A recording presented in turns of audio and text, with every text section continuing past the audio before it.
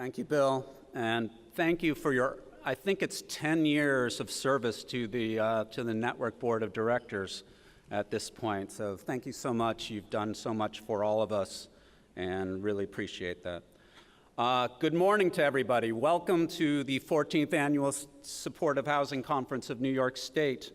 I'm so excited to see so many of you here.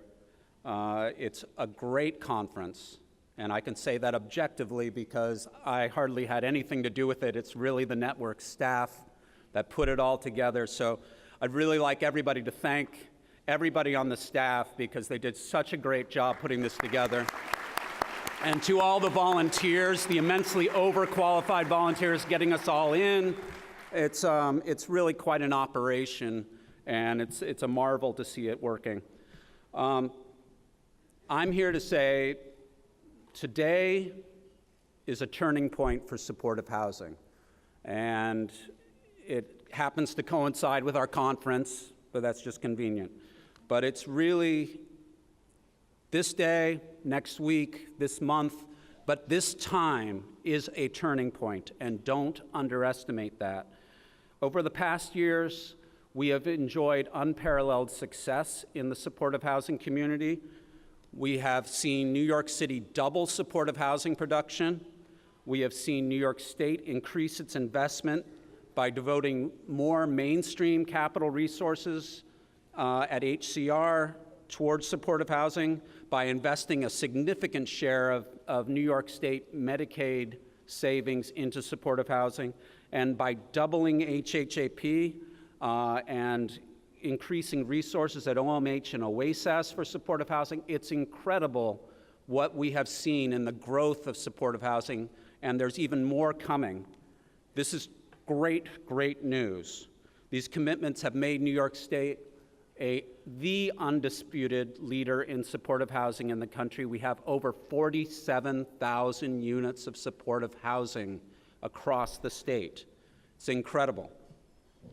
More importantly, this has allowed us to substantially reduce the number of chronically homeless people and the number of homeless people living in the streets, living in the shelters, and that's not to be underestimated. While the effects of the recession and downstate New York's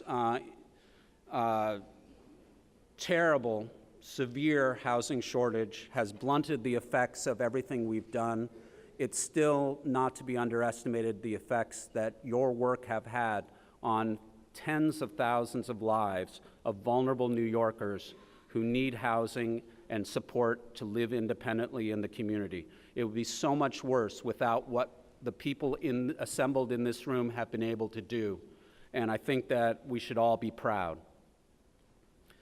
But now we are at a crossroads. We're at a critical juncture, at a turning point.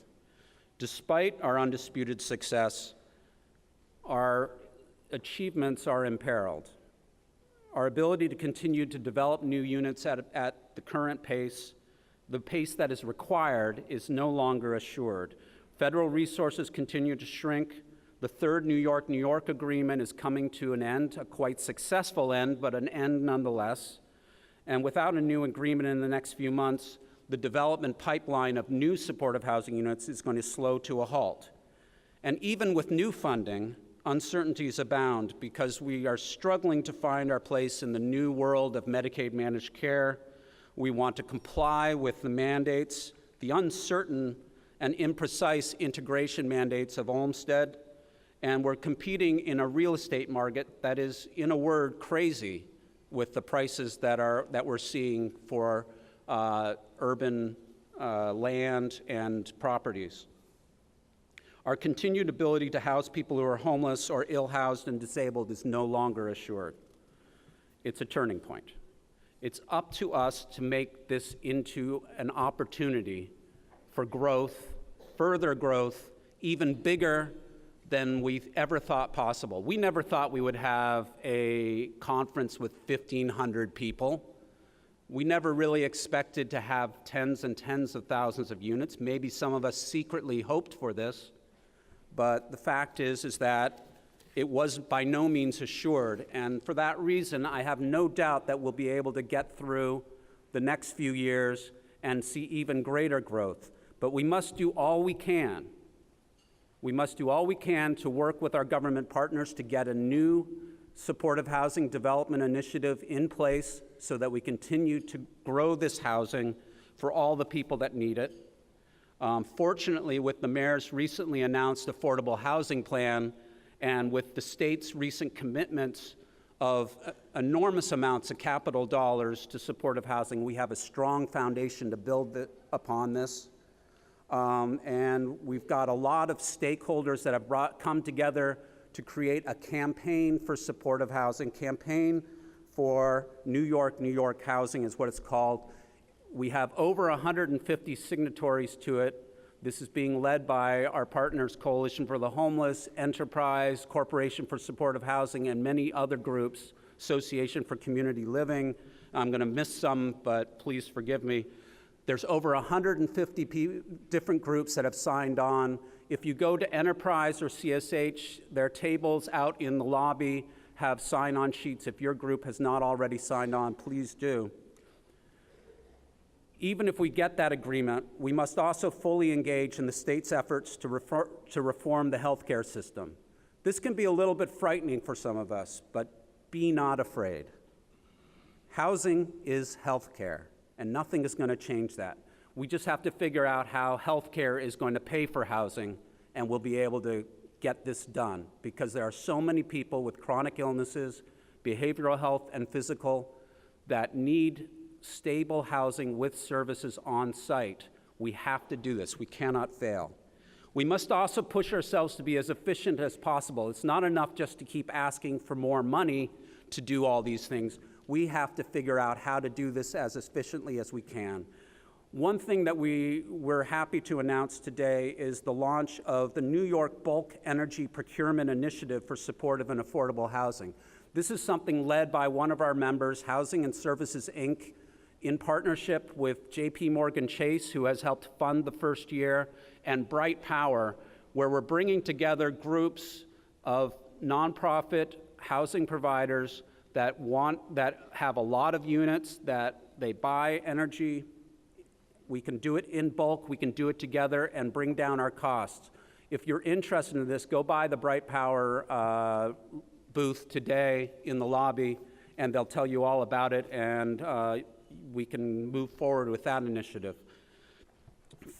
Fourth, we must put to rest any misconceptions about what Olmsted requires, and even as we push to do even more to integrate people into the community. Olmsted is a court mandate to reduce institutionalization and isolation, and it should be a tool for us because that is what supportive housing does. But there's a lot of uncertainty, and we need to make this clear. We need to figure out how to do this as well as we can. We need to make sure that we are giving people as much choice in where they live and how they live as we can. It's incredibly important for the movement. It's incredibly important for the individuals themselves, but I know that we can do it. All of these issues are going to be addressed today at the conference. It's an amazing group of presenters, panelists, and workshops that I'm sure that you will learn something from. I hope that you'll be able to spend the whole day with us. At the end, we have a cocktail party that we are very excited to have Manhattan Borough President Gail Brewer, our good friend Controller, New York City Controller Scott Stringer, and also New York City Public Advocate Letitia James. We're very excited to have these longtime friends of supportive housing join us tonight. I hope that you'll stick around for that as well.